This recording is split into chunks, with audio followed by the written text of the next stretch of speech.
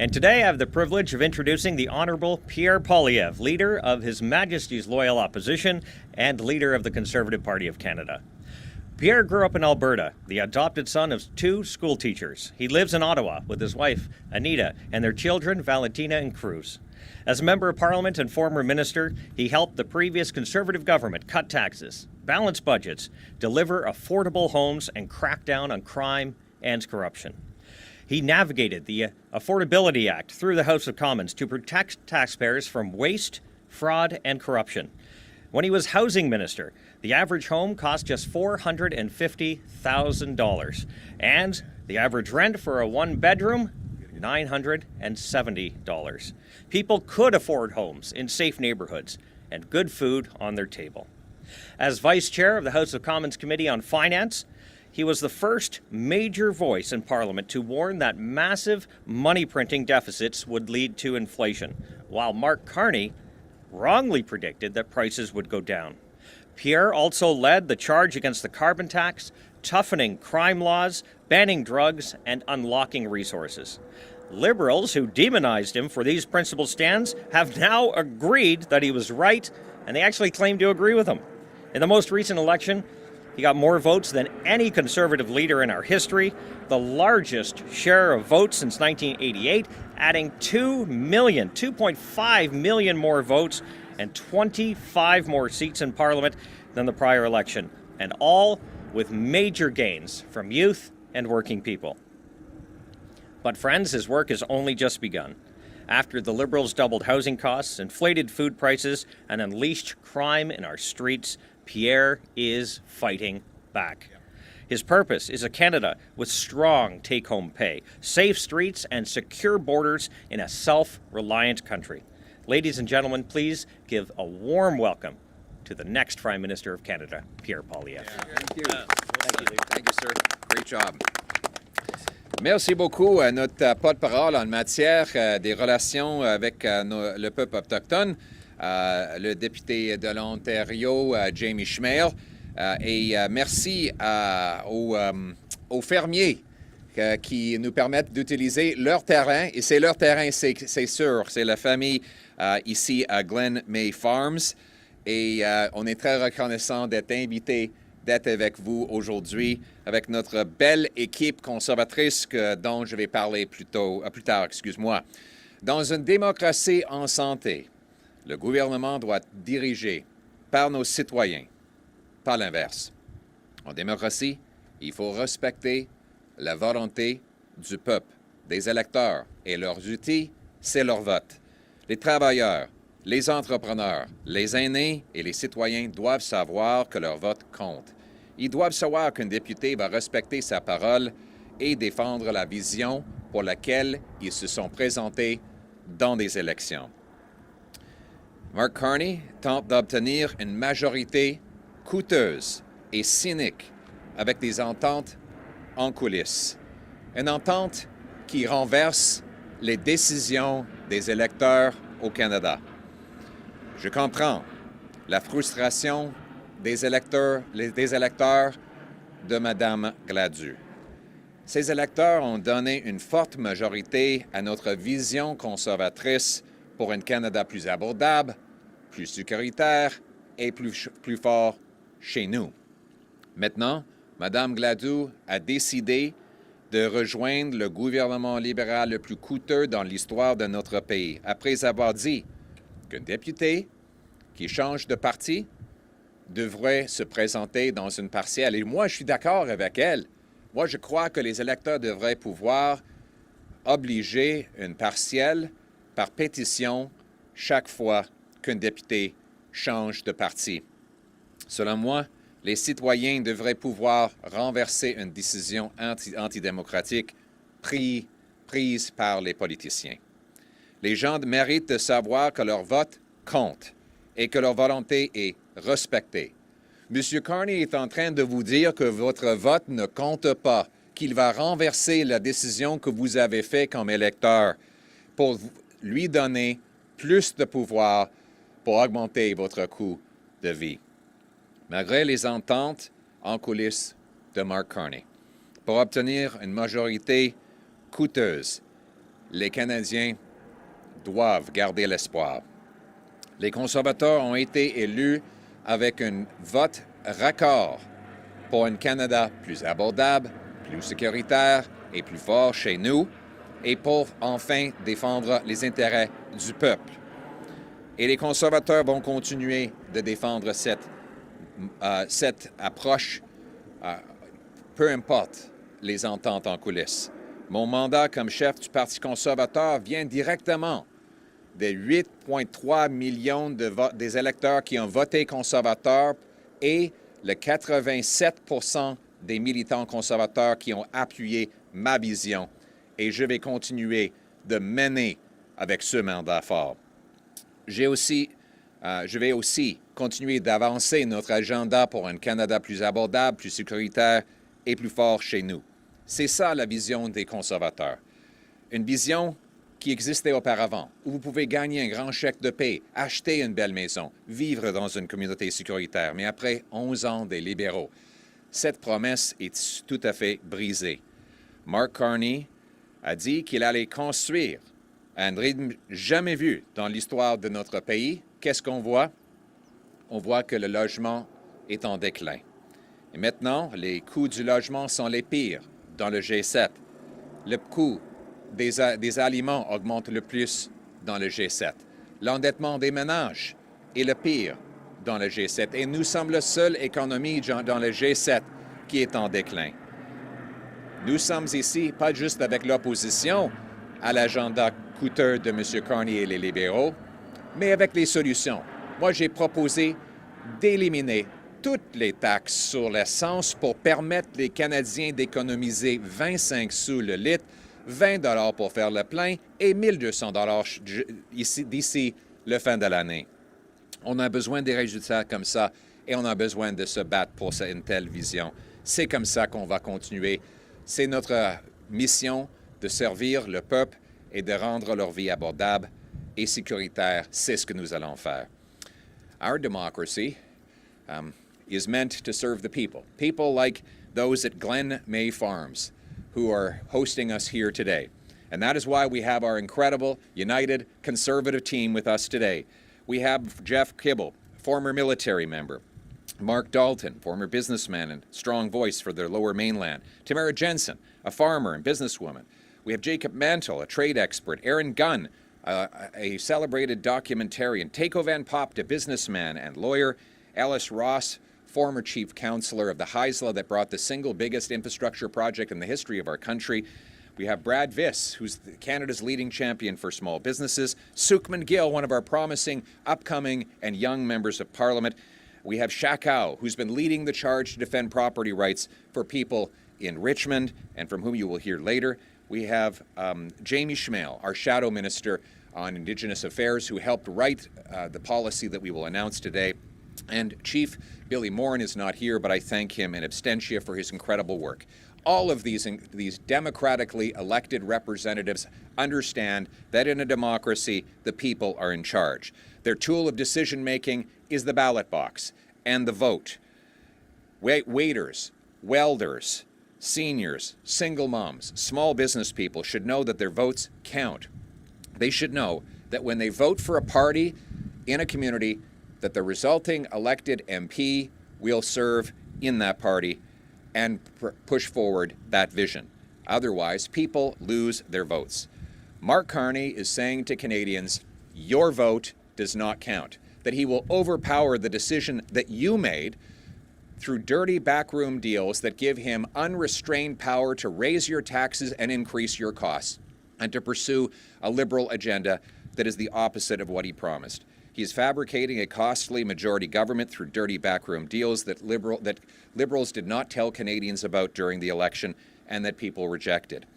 I feel badly for Ms. Gladu's constituents, the strong majority of whom voted for our Conservative vision of an affordable and safe Canada. In fact, and if I can be blunt, under my leadership, she had a massive increase in the Conservative vote in her riding. And she said that she was going to stand up for the Conservative values of affordability and safety. Now, she has joined the most costly Liberal government in Canadian history, going back on her word. She has said that members of Parliament that flip parties after they were elected, promising to be in a different one, should be forced to run in a by-election. I couldn't agree more. In fact, I believe that constituents in her riding and every riding should be able to petition for a by-election whenever a member of Parliament changes parties. Now, we need to put people back in charge of their country at the ballot box. Despite Mr. Carney's backroom Liberal deals and cynical power grabs, I encourage Canadians to keep hope. We Conservatives will stop at nothing to advance the mission that a record 8.2 million Canadians voted for in the last election, to fight for a Canada that is affordable, safe, and strong, a country where the common people are masters and the government is servant, not the other way around. My mandate to lead this fight for affordability and safety comes from those record 8.2 million votes that we received and from the record support that my party membership gave at our convention, 87%, only 3 months ago. And my mission will be continue to lead that fight to a successful victory in the next election when we restore the promise of an affordable and safe Canada for all. Conservatives have a mission. We want every single Canadian to have the opportunity that we were promised in Canada. We want young people to afford homes and have enough space to raise children and have families, to pay off their mortgages so they can save for their futures. We want seniors not only to have an affordable retirement for themselves, but the knowledge that their grandchildren will have a bright future. We want renters to know that they'll be able to afford their next payment. We want people to live happy, hopeful, harmonious lives. Seniors to live in comfort and dignity.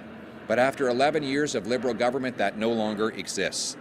Nothing is improving. Everything is getting worse. Under Liberal Mark Carney, it's more cost, more crime, and more of the same.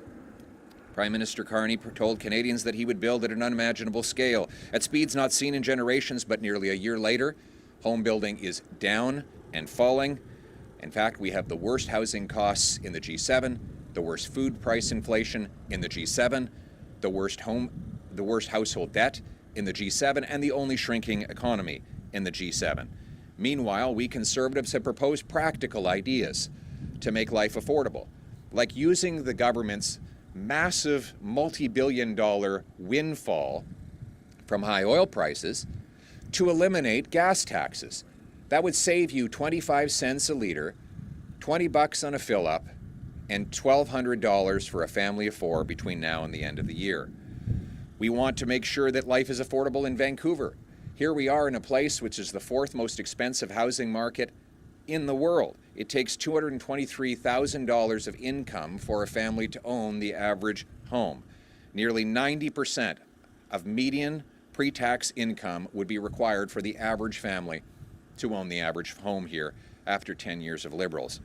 And what has Mr. Carney done about it? He's doubled the deficit, created 12 new bureaucracies, failed to approve a single new project out of the massive new agency that he created. No pipeline is approved to the Pacific. Nothing is getting done except driving up costs for Canadians. And now British Columbians are worried about losing their homes. Last August, a BC Supreme Court judge issued a ruling that for the first time in history declared that Aboriginal title over land includes private property. That ruling covers 800 acres in Richmond worth over $1 billion and holds that this title has prior and senior right over fee simple homeowners. Fee simple is the legal term that we use for ownership. You buy a home, you get the title, and you assume that it is permanent and transferable. After this ruling, however, it is not. Not in BC. After the Liberal government made the situation much worse. Let's go back. In 1846, when the Oregon Treaty established British sovereignty over what is now BC, Indigenous peoples had lived here for thousands of years. Now, Canadian law recognizes that creates a property right called Aboriginal title. Most of BC is not covered by treaty, unlike the prairies, which means that none of those claims are ceded. and therefore there are claims right across the province. In August of 2025, Justice Barbara Young ruled in Cowichan Tribes versus Canada, the longest trial in Canadian history, that the Cowichan Tribes held Aboriginal title over this 800 acres of Richmond land. Now, that means that ultimately that claim replaces the property rights ownership of the landowners there. This is a foundational shift in property, and it is already having real consequences. One company was unable to get financing on a $100 million investment because the lenders were not sure they would have real collateral. Now, this is in part the result of Liberal failures.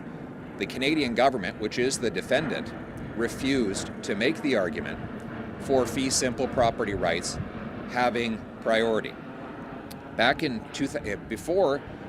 when the Liberals first launched their defense, they argued at first that fee simple property rights took precedence over all other claims. But in November of 2018, Liberals quietly dropped that argument, filing an amended response that walked away from that defense and instead argued mere technical points. This is confirmed in in paragraph 2096 of the ruling. Why did they drop that argument? Well, because Liberals did not want to make a politically incorrect argument in the courts. That was a political choice, a decision that has had profound legal consequences on the land and the property of thousands of people in British Columbia and Richmond in particular. Almost all of BC is on unceded territory, meaning that it has never been covered by a treaty that cedes the land to new owners. The BC Treaty Commission has accepted statements of intent to negotiate with BC First Nations covering essentially the entire province. If those groups meet the Cowichan threshold, the implication for private property across all of British Columbia are massive. There are already active claims that go beyond Richmond that cover as much as 12,500 kilometers of land. Then there's the Musqueam deal. On February 20th, the Liberals signed a secret deal that they originally did not reveal, called the Rights Recognition Agreement, without any public scrutiny or consultation, even with other Indigenous groups. Musqueam territory covers 533,000 hectares, comprising Metro Vancouver, Burnaby, Richmond, Delta, and including Richmond lands that are at the center of the Cowichan ruling. This agreement recognizes Aboriginal rights and title within that territory and establishes a framework for future land governance and economic matters. What the agreement does not say is that fee simple property is protected, that as a result, land boundaries are undefined, the interaction with existing private titles is unresolved. The government claimed that the deal does not affect private property, but law expert Tom Isaac reveals that is not true. In his words, to say private property is not affected by the agreement is not accurate. What is accurate is that we don't know if the agreement affects private property because the agreement doesn't set out where within the Musqueam asserted territory the Musqueam hold title. The BC government was not a party. The Squamish and a number of other nations were left out as well. As a result, the federal Liberal government, under Mark Carney's leadership, are now threatening the land, the property, and homes of all British Columbians. Furthermore, Mark Carney continues to keep the legal directive on the Liberal government's website that federal lawyers shall not defend private property in the Cowichan appeal. Finally, it's been almost a year since the first Cowichan ruling. This is a federal issue, and the Liberal Prime Minister Mark Carney has done and said absolutely nothing about it. Today, Conservatives are calling for action. 1, we want the government to officially reinstate the argument that private property comes first. The Cowichan case is going to the Court of Appeal. The Government of Canada is a party to that appeal. We want Mark Carney to change his legal directive to make it clear that his lawyers must argue that fee simple property ownership, your home and your business, belongs to you and you first, and that no other claim can supersede that ownership. That is not what the current Liberal argument is. This is not a claim that Indigenous peoples have no rights. They do have rights, and those rights should be upheld. At the same time, they must coexist with the rights of homeowners to keep the property that they paid for and they legitimately own. 2, we're calling on the government to commit that no agreements shall be signed with any First Nation without explicit statement that fee simple home ownership and private property come first and cannot be overridden. Any agreement that Canada signs with First Nations must explicitly state this. It cannot be by implication or by non-binding public statements. It must be written in binding legal text.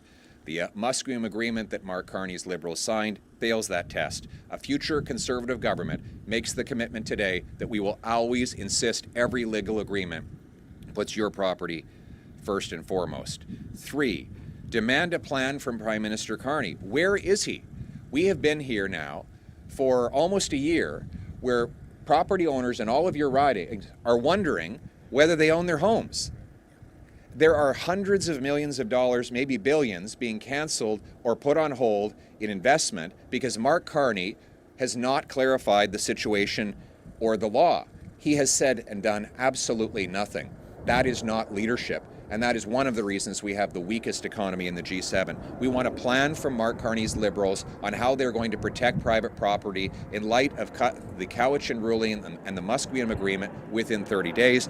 And finally, we want to convene a parliamentary committee to immediately begin an emergency study on what steps, political, legal, and constitutional, that might be necessary in order to protect property right across Canada, but in British Columbia in particular. Your home and your property are worth fighting for, and Conservatives will fight for both. We want First Nations and all Canadians to have a bright future, in safe neighborhoods, to afford food and homes, to share in the natural bounty of our country, and to live in harmony. In short, we want a country that is affordable at home, safe at home, and strong at home. Thank you very much. Thank you. Thank you. I want to just call on Shakao, who's the Member of Parliament for Richmond, to just say a quick word, then we'll take questions. Thank you. So my name is Shakao, MP for Richmond Centre Marble Riding. I'm grateful that you come here today. And I just want to echo what the leaders said. In Richmond, because of the ruling on the Cowichan link claim, it's a very negative impact on the people in Richmond. We've seen people having a very high level of anxiety because they're uncertain about their property rights. We have seen an old couple who wanted to sell their home for retirement was unable to find a buyer. And also we've seen that the business not being able to get financing, or the investors has left them. So this is a very negative impact on all of us. And there's also a hotel, the sale was collapsed because the new buyer was not sure whether or not the property rights would be safeguarded. So we've seen this going on and on and on. And I'm glad that our party, the Conservative Party of Canada, we have been fighting, and we will continue to fight for the property rights of the people in Richmond and beyond, because this is the right thing to do. So once again, thank you for the caucus and the leader for being here today and to make the statement in Richmond for the people of Canada. Thank you. Way to go. Way to go, Shakao. Thank you. Thank you. I want to take some questions. Thank you. We'll now take questions from reporters. Please identify yourself and your outlet. One question each. Hi, David Brett with the New Westminster Times. All of the conversations regarding First Nations that you're speaking of, agreements, court cases, are taking place against a backdrop of a narrative of Canada that is a genocidal fascist state. What is your response to this narrative, and do you think that is coloring the Canadian conversation and sort of tearing at the fabric of our society? First of all, I think we need to restore a sense of pride in our history, to stand up for who we are as Canadians and what we've built. Because as much as we are an imperfect country, where else would you rather live? Which other country has done better than Canada? We need to be proud Canadians, and that should be part of this conversation. And secondly, whatever you think about the wrongs, and there have been some real wrongs done in the past, those wrongs have not been done by legitimate landowners who went and bought a house to raise a family, paid the price, followed the law, those law-abiding people are simply trying to raise families and build communities. They should not be punished for this. We need to get back to sanity. This is not fair. We need to restore fairness, and that's what we're calling for from the Carney Liberal government. Accept our 4 demands to bring fairness for your land, your home, and your property. Thank you. Hi, I'm Maria Rantana with the Richmond News. So part of the ruling from the Supreme Court was that, or part of the order, was that the parties need to sit down and negotiate and to solve the issue and the historical wrongs. So a lot of academics say that the fact that Canada, BC, and the municipality of Richmond have appealed have delayed this process. So if you had been in government, would you have appealed that decision by Barbara Young? Justice Barbara Young. Yes, but more than that, I would have made the right arguments in the first place. In 2018, this Liberal government issued a directive to the lawyers for the federal government to stop defending people's homes and property. That directive is still on the federal government's website. So lawyers going into the appeal are instructed to not defend your home and your land. I never would have done that directive, and I would immediately reverse it on becoming Prime Minister. We as Conservatives would argue unapologetically in court that your home and your land belongs to you, that fee simple property is the most senior of any title. And that's what we need to get back to. Thank you. Alex Zoltan with the Western Standard. Do you have any comment on the rumors circulating that more floor crossings are imminent? And what do these floor crossings say about the current state of the Conservative Party of Canada? Well, I don't comment on rumors, but what I will say is this. Members of Parliament should stand up for the party and the principles that they said they would when they were looking people in the eye in their elections. If you ran in an election, you went out and you said to little old ladies, to veterans, to truckers, to single moms, that you were going to stand up for the Conservative platform of affordability, safety, and national sovereignty, and to do so as part of the Conservative Party that people voted for, then you should respect those people and honor your word. Mark Carney is saying is that your vote doesn't count, that he's going to use backroom dirty deals to reverse the election result in countless ridings, robbing people of their voice and giving him the power to raise your cost of living. That is wrong. He should respect the democratic will of the Canadian people. Andrew Johnson, CTV. How many of your own MPs do you have to lose to the Liberals before you reflect on your own political future as leader? Well, that reflection comes from the record-smashing 8.3 million Canadians who voted Conservative in the last election, and the 87% of grassroots Conservatives who backed up my leadership less than 90 days ago to fight for an affordable, safe, and strong Canada. Our mandate and my leadership does not come from dirty backroom deals. It comes from the people of Canada. What this comes down to is who runs this country, who leads this country. Is it a bunch of backroom schemers and elites who rob people of their votes, or is it the hardworking common people who should be running the country in a democracy? That's the decision.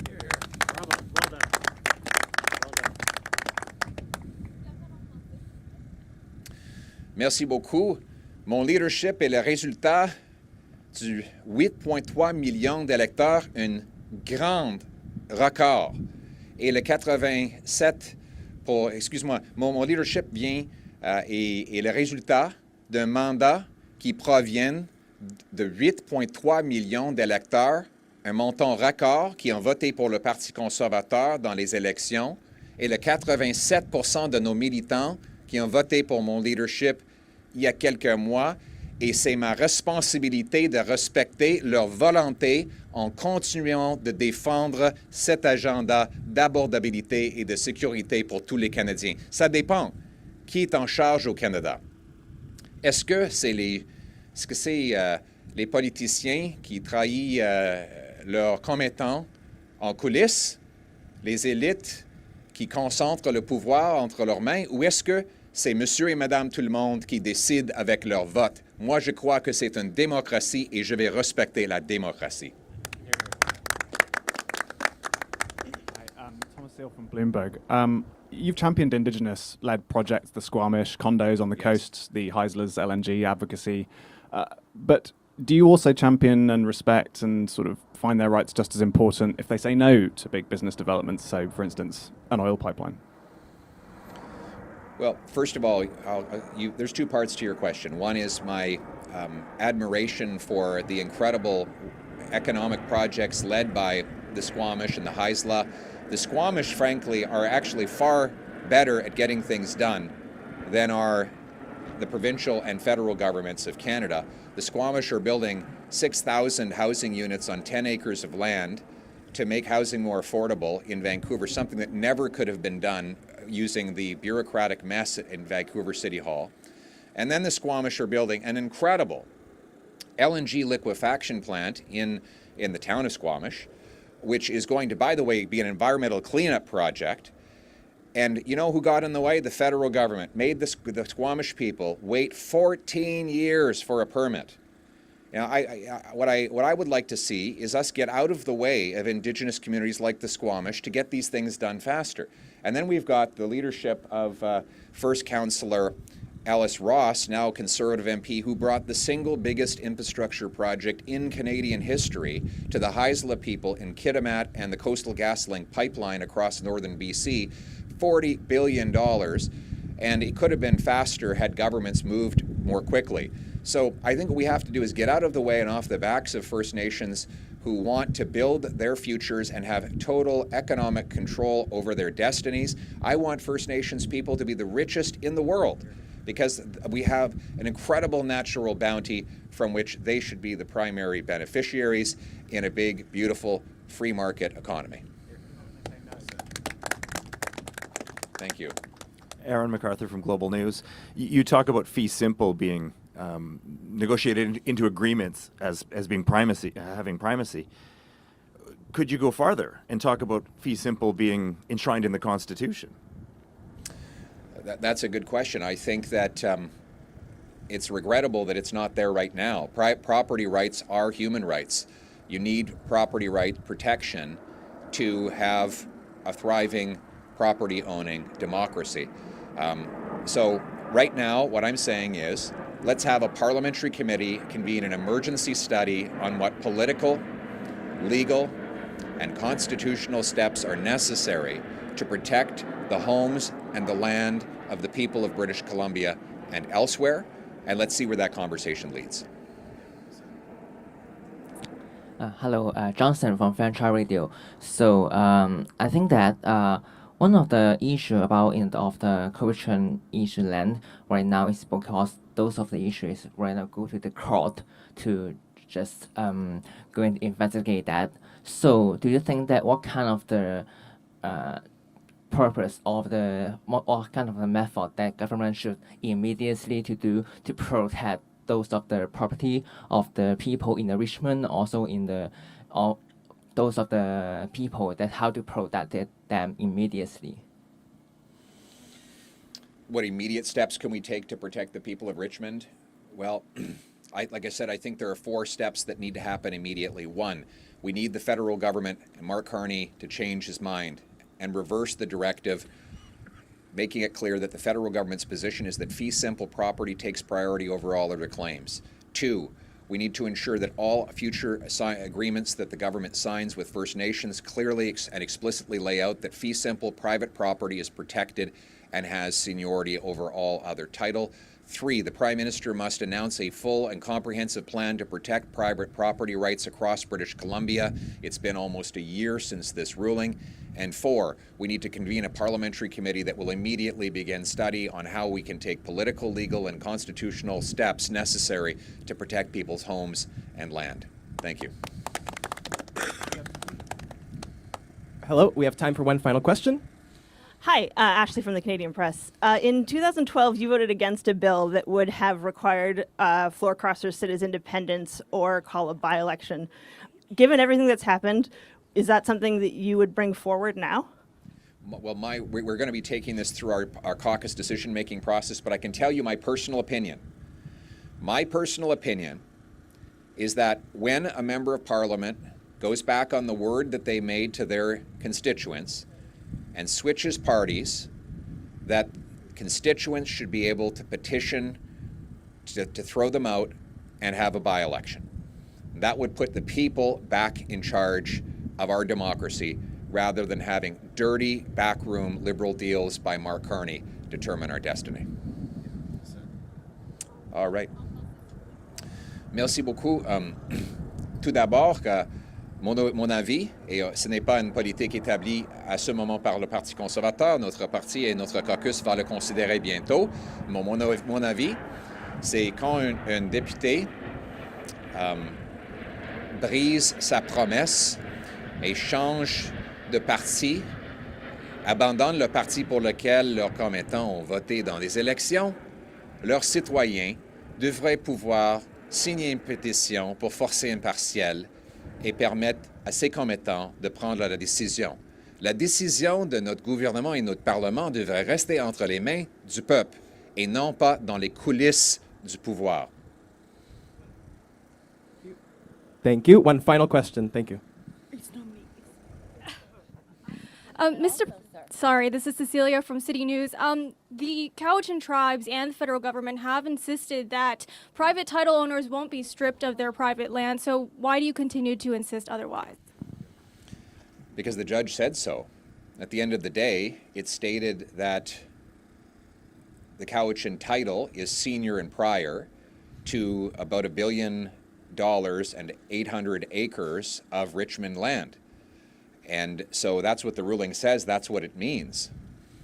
Furthermore, if the ruling makes a precedent, then the claims that have already been submitted to the BC Claims Commission cover almost the entire province of British Columbia and could mean that almost all the land in this beautiful province would be stripped away from the rightful private owners today. That is according to legal scholars, and that is according to the ruling itself. You know, it's time for the Liberals to take their head out of the sand. Mark Carney has had almost a year. This is a federal issue. The federal government is the defendant in this case. And our federal Prime Minister in this Liberal government, Mark Carney, has done absolutely nothing to protect your property. It's time for him to get to work and defend this province, its people, and to end the terrible, paralyzing uncertainty that this ruling has caused. Your property, your home. Thank you. Thank you.